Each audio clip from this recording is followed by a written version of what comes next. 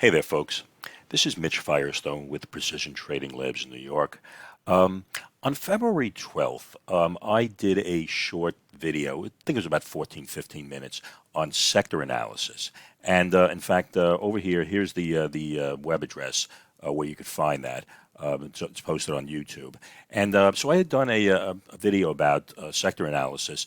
And what the video basically showed was that in the midst of kind of a garbage market, really kind of a market that was in correction, the one source of strength that was there was energy. You can see everything else here, in fact, was negative, anywhere from down 3% to down about 10% in the context of a rolling 4 to 5 week chart, basically a rolling month. So this chart here, basically, when a week finally ends on a Friday, this basically shows the last 25 trading days, and these are the percent changes for all the major sectors. And so I basically did a quick video about this and showing that everything was negative, with the exception of energy.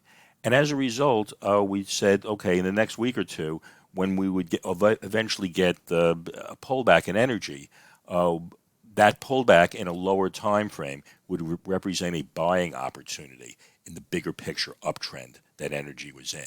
And so the statement here was energy is the only source of strength, and we're going to look to capitalize this by looking for lower time frame pullbacks to go along with stocks or ETFs or buy calls at a qualified demand zones. And demand zones are our buy zones in the way we trade with the supply and demand technique, which I'll show you in a moment. So at any rate, basically this was a chart that was telling us, look at energy, wait for a pullback in energy, and then we'll have a buying opportunity for the XLE, which is the ETF, as well as some of its member stocks. So that was the foundation of what this video was. So what I'm going to do is I'm going to show you the charts that we posted in this video, and then I'll show you the results of what transpired after that. Okay, so let me go bring these up here. So here was energy, and here's the XLE.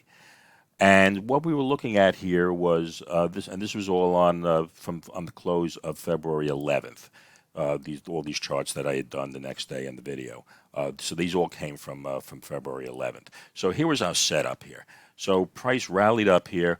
We had this area of consolidation here, and then we had this major bullish candle out of here. And then basically what this region represents is an area of upward price pressure.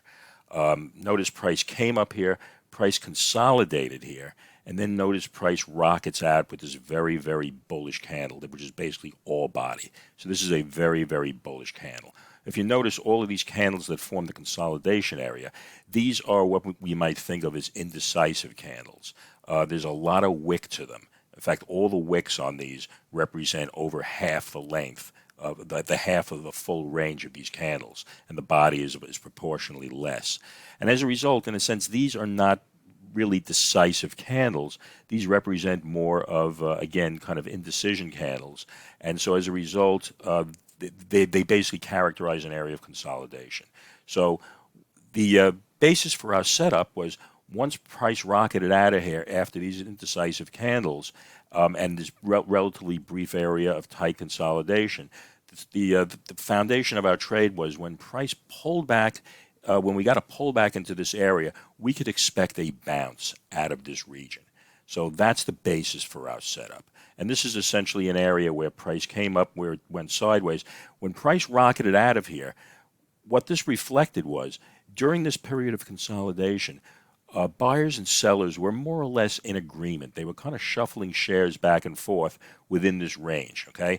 And then right here, when this very bullish candle transpired, what this essentially means is that out of this region, all of the sellers disappeared. There were no longer willing sellers, and people were not willing to sell within this region anymore. And so for these trades to occur in this very bullish candle and then going forward, what that essentially meant was buyers had to run up the chart in order to encounter willing sellers at higher prices in order for these trades to occur. And of course, that is why price surged. And all this is really the economic principle, of course, of supply and demand in action. Once supply disappears and all you have left is demand, price is going to go up, assuming that you have a liquid market, which we certainly have here. So at any rate, that's what this setup was based on. Okay, so at any rate, here's the setup on February 11th, and then last week we basically then had a pullback. And this was basically, we had, once Russia invaded Ukraine, of course, we had, all kinds of geopolitical unrest, and the markets were kind of gyrating. And this is that Thursday of last week where in the morning things were just absolutely miserable, and the Dow was, shed, I think, 700 or 800 points early in the session. And then later in the session, you ended up having this rip your face off recovery. And in fact, the markets all went green, of course, by the end of that day. Well, when that happened, price pulled back to this region that we had set up here, and we ended up getting a nice bounce out of here. And then, of course, the next day, we ended up with some follow through.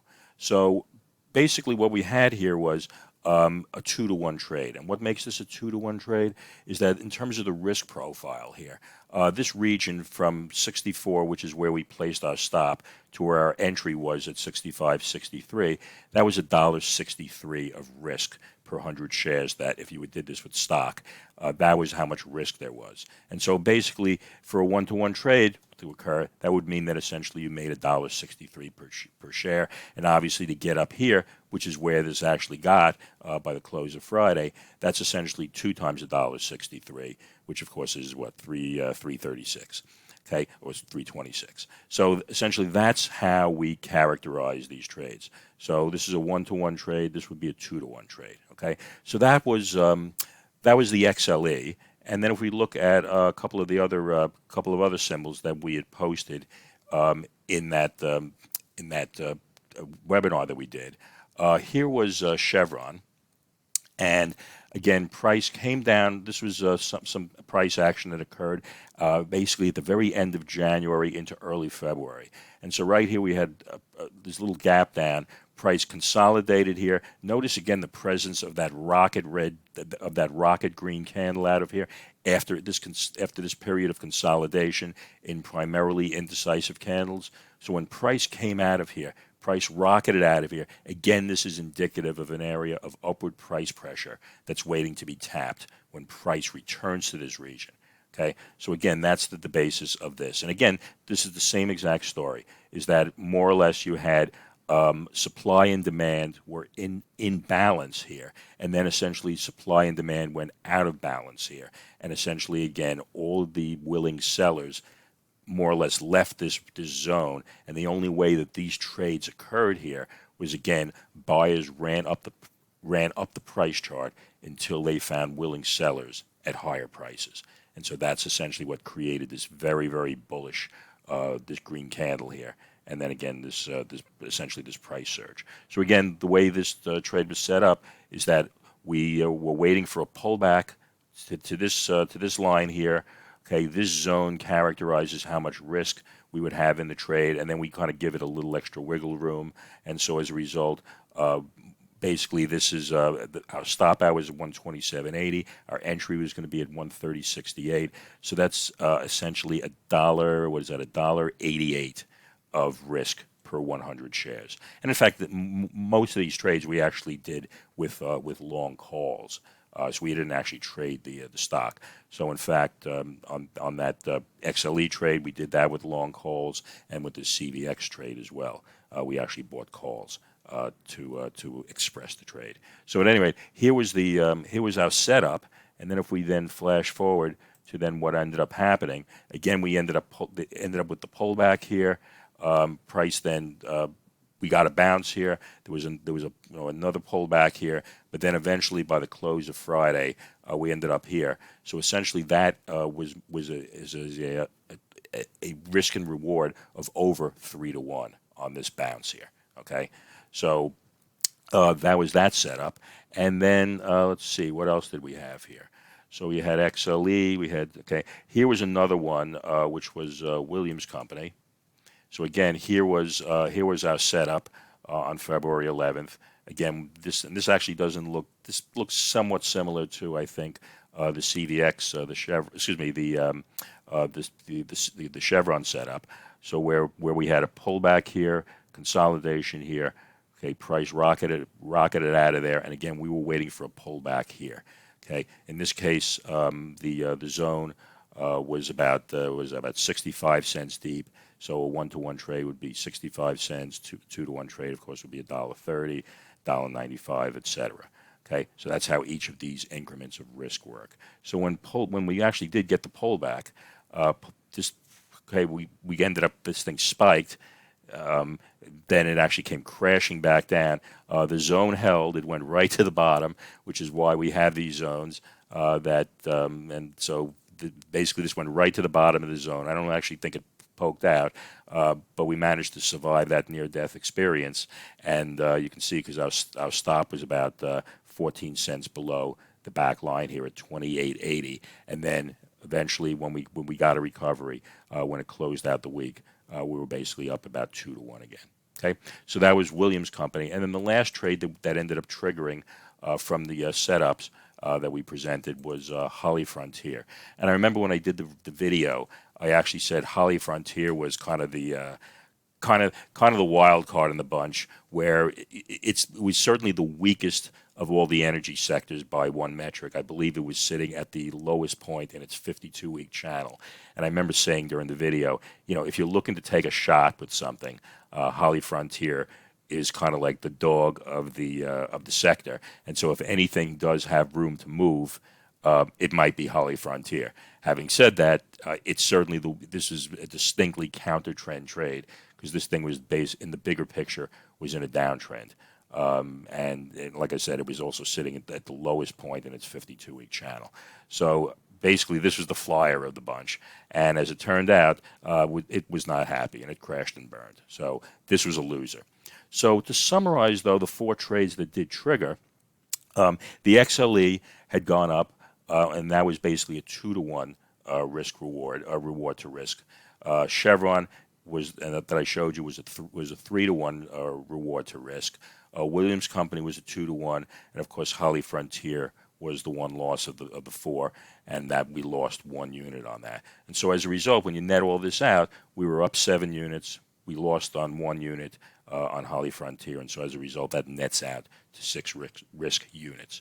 So depending on how large your account is, that essentially should determine what your risk profile is on a per trade basis. So if you have a small account, and let's say you're putting on $50 or $100 of risk, well, if your risk unit is $50, well, then obviously, if you made 6 units on these trades, well, then you made $300. Obviously, if you had $100 of per trade of risk, then you made $600, and if you were trading higher, then $200, of course, would result in a $1,200 gain. And if you had $500 on per trade, well, then you made about $3,000. So at any rate, that is wanted to show you what the risks, what the results were of these setups, and we kind of do these sector analysis things every week. So this is one of the things that we share with our subscribers. So if you're interested in getting more information about how we go about trading and creating setups like this, you can go to our website at precisiontradinglabs.com, and you can download our free report, and also sign up for other materials from us. And we'd be happy to get in touch with you and to talk about trading with you. So at any rate, that's what I got. This is Mitch Firestone, and I will see you guys next time. Thanks.